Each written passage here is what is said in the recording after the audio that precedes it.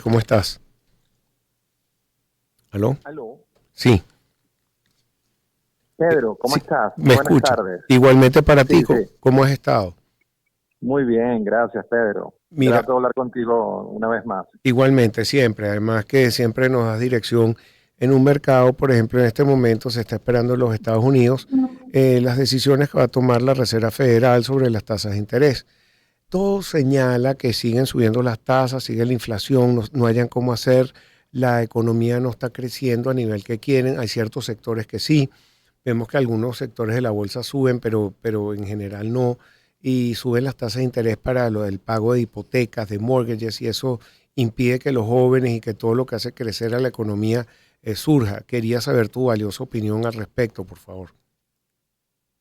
Como sabemos, tanto la Reserva Federal de los Estados Unidos como el Banco Central Europeo tienen más de un año haciendo incrementos sistemáticos en la tasa de interés, tratando de generar incentivos para que la tasa de inflación baje.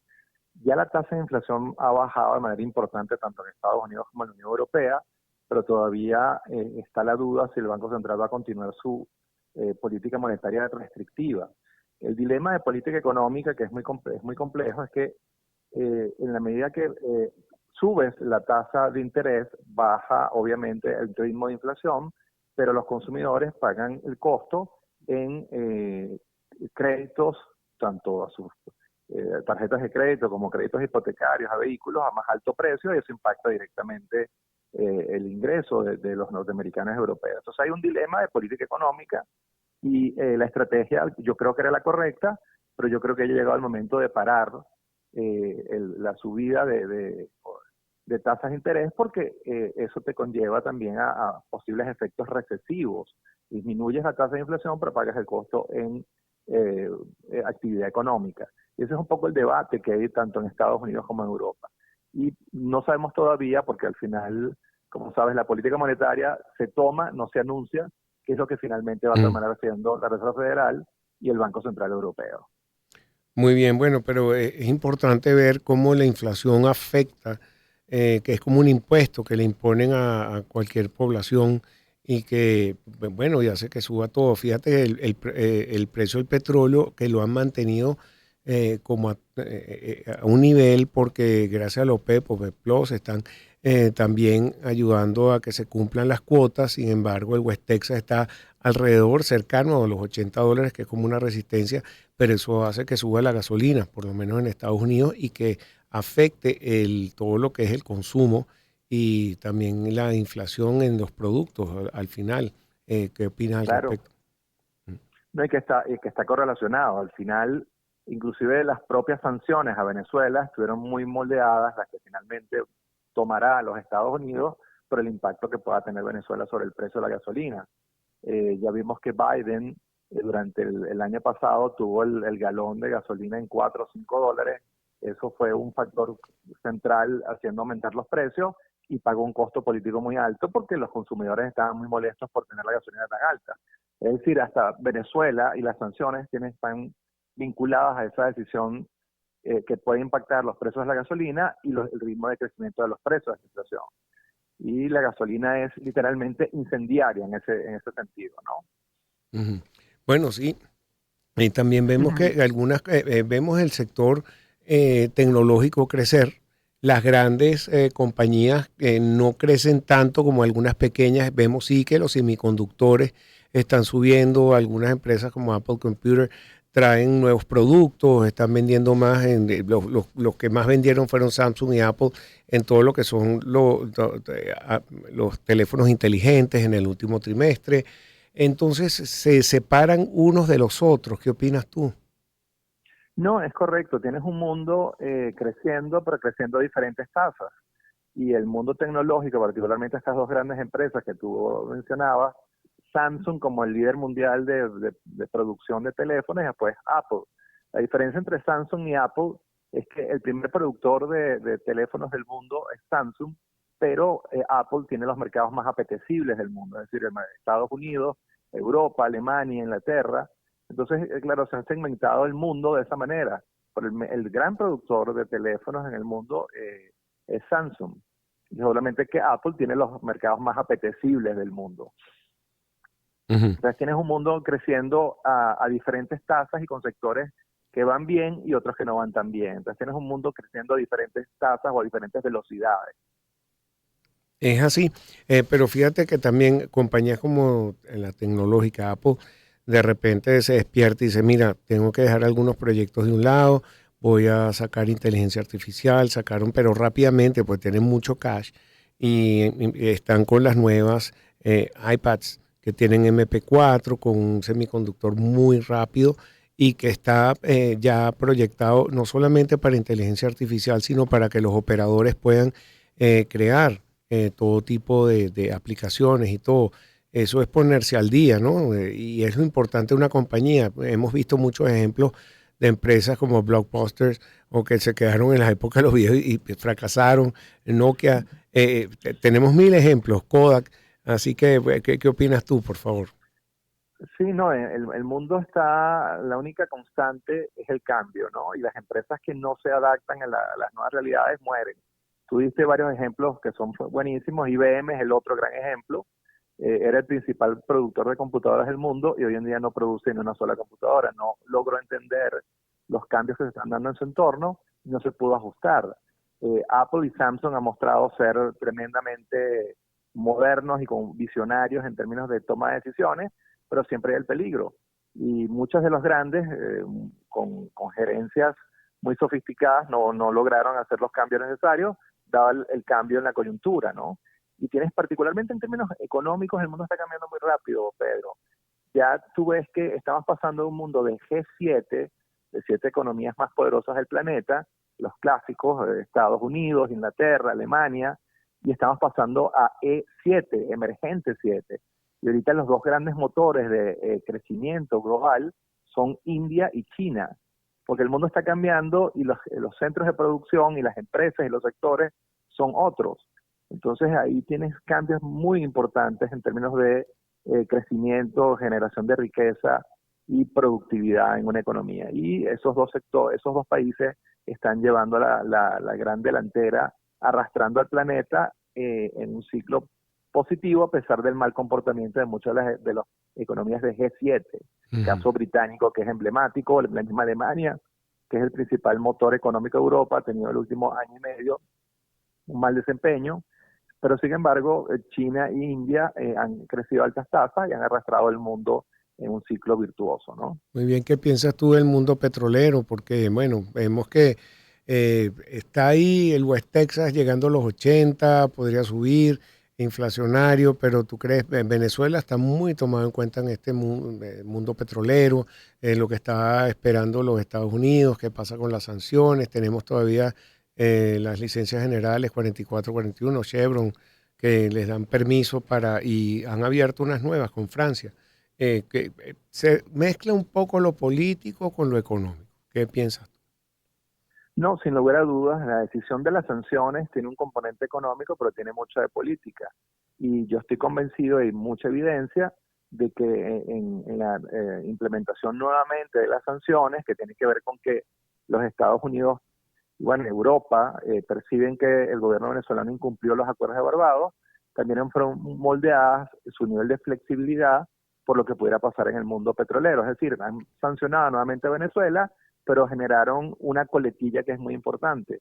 Es decir, empresas de manera individual pueden negociar directamente con los Estados Unidos su actividad y negocios en Venezuela.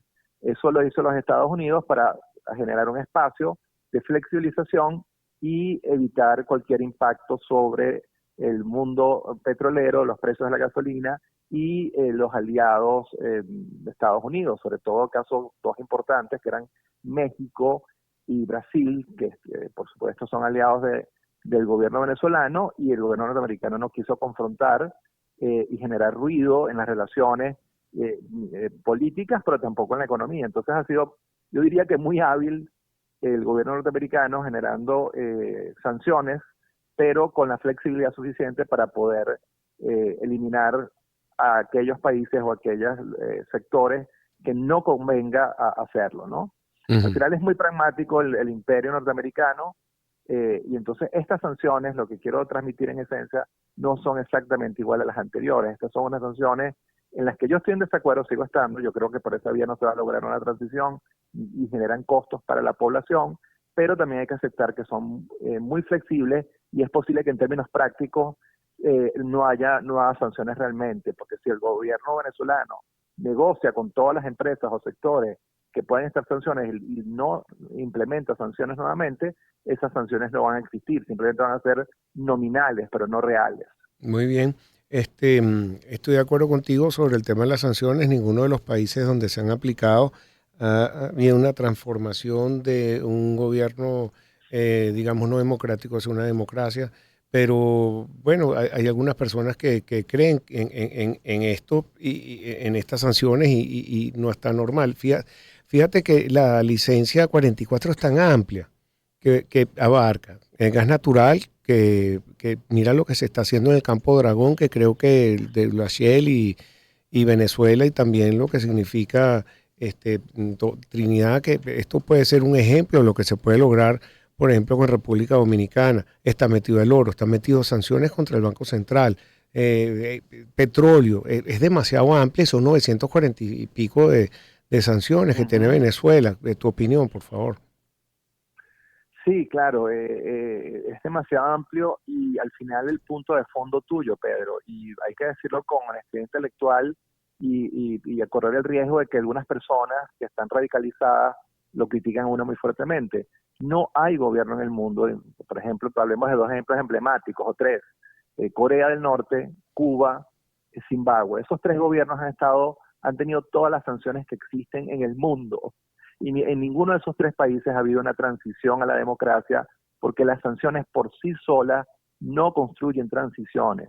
Entonces hay que ir un paso más allá de las sanciones. Yo no niego de que el gobierno haya incumplido con los acuerdos de Barbados y tenía que ser penalizado porque al final lo que rompió fue con las reglas de la democracia, pero las sanciones no son la solución porque no han demostrado tener éxito en el caso venezolano y tampoco en el caso de muchos otros países que han sido sancionados y esos países siguen siendo autocracias o dictaduras a pesar de tener decenas de miles de sectores sancionados.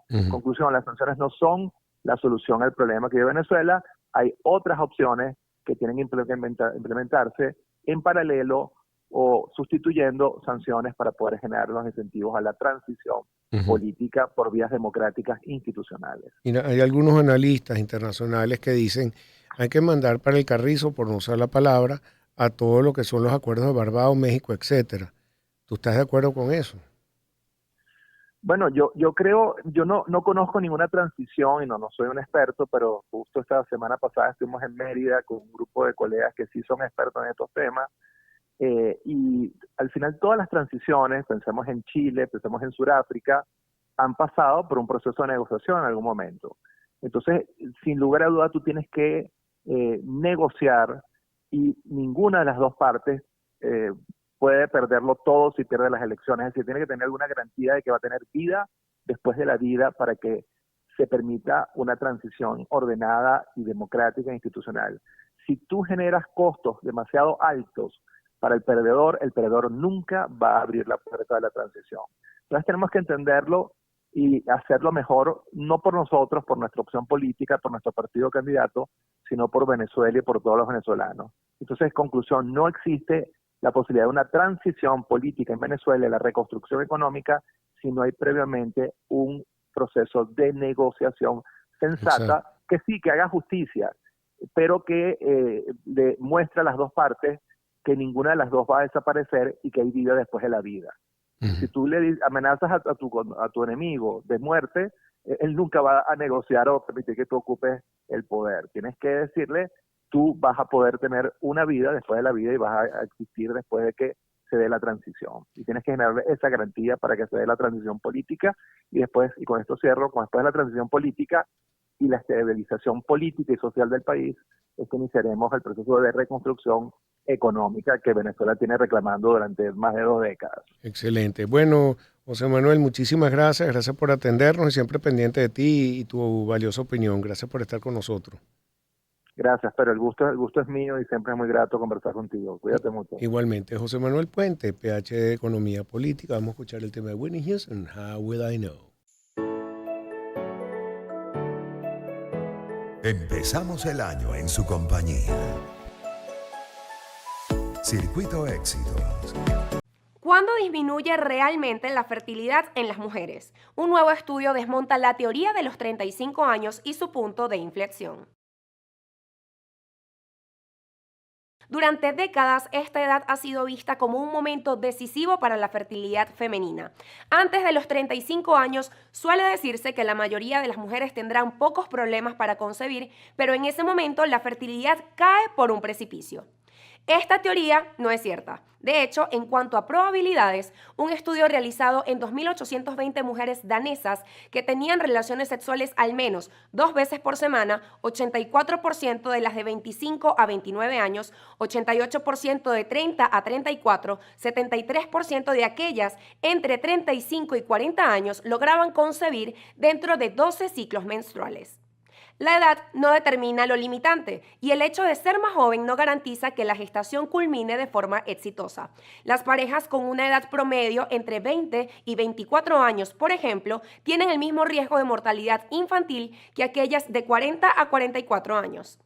Y a las mujeres, ustedes no son las únicas responsables de este ciclo. También existe un mayor riesgo de aborto espontáneo si el padre tiene más de 40 años. Ni en short ni franelilla. El Consejo Municipal de Caracas discute ordenanza que regula los motorizados. ¿Qué se sabe al respecto?